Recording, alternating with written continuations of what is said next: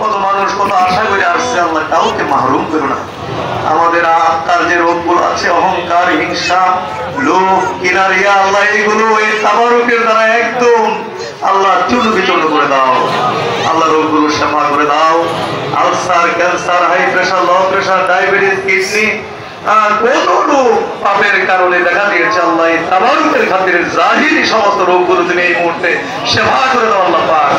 আল্লাহ তাবারুকের উসিলা আমাদেরকে ওলিউল্লাহ বানায় দাও আল্লাহ পাক। আয় আল্লাহ আমাদের বিপদ আপদ মুসিবত আবাদ দূর করে দাও।